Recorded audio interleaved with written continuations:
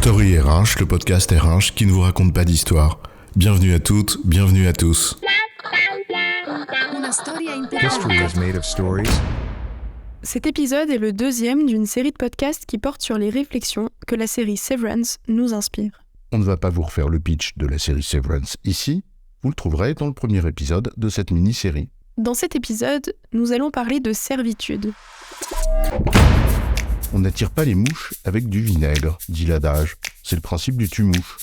Alors tes promesses, genre maison témoin du vendeur à gourmette, ça ne marchera pas avec moi. Mais non, tu verras, on fait des after-work trop sympas avec la tribe. On est une vraie team ultra cool. Semaine de 4 jours, travail à distance d'où tu veux, quand tu veux, des avantages en tout genre, une culture de start-up et même des congés illimités. C'est toi qui décides. Et mon équilibre, vie privée, vie professionnelle, c'est comment ?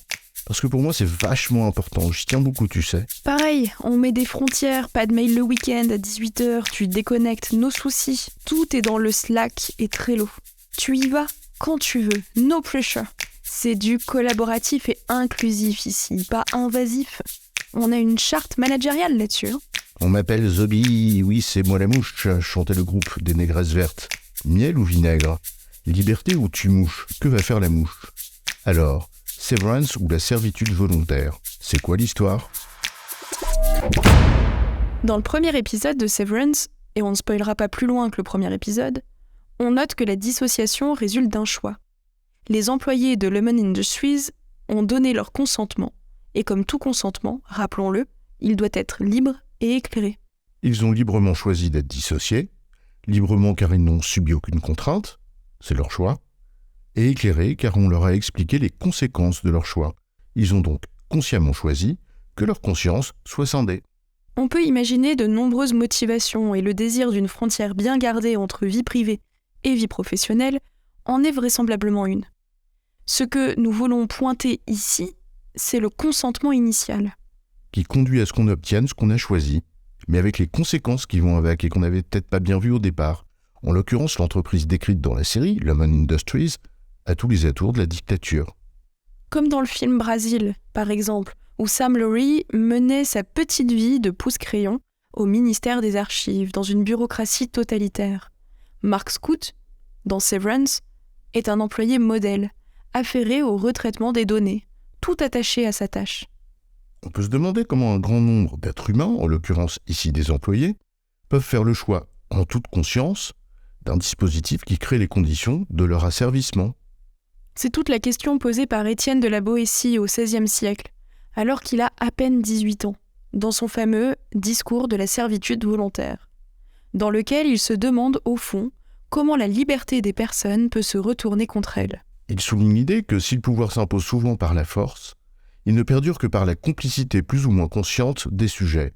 En d'autres termes, il stipule l'idée que seule la servitude des personnes permet au tyran de maintenir son système. D'un côté, tromperie et manipulation des uns. Tiens, par exemple, les promesses utopiques d'un digital qu'on totémise.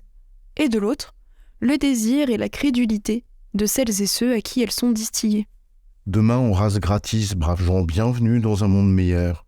Comme disait Eusèbe Salvert, je cite, « L'histoire de la crédulité est peut-être la branche la plus étendue et à coup sûr, l'une des plus importantes de l'histoire morale de l'espèce humaine. » La Boétie évoque aussi la force de l'habitude comme facteur.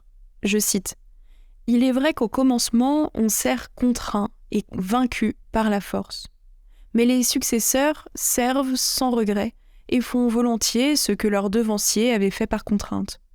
Les hommes nés sous le joug, puis nourris et élevés dans la servitude, sans regarder plus avant, se contentent de vivre comme ils sont nés, et ne pensent point avoir d'autres biens ni d'autres droits que ceux qu'ils ont trouvés.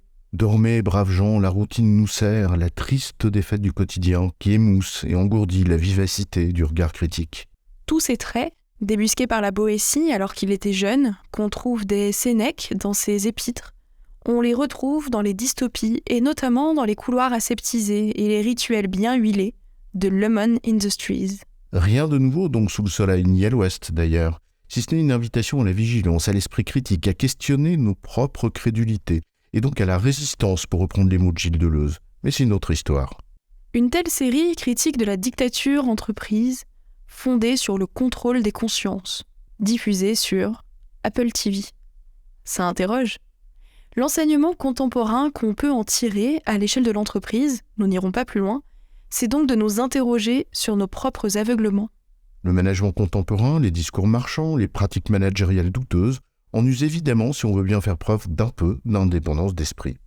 À ne pas y prêter attention, à ne pas tenter de les débusquer par ignorance ou par paresse, ils créent les conditions de nos asservissements, d'aujourd'hui et de demain.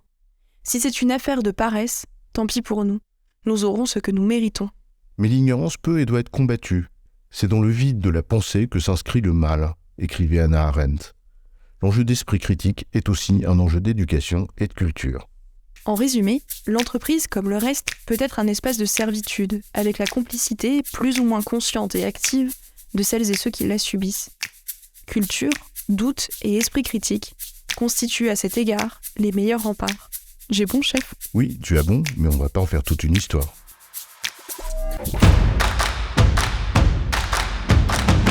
Story RH, le podcast RH qui ne vous raconte pas d'histoire.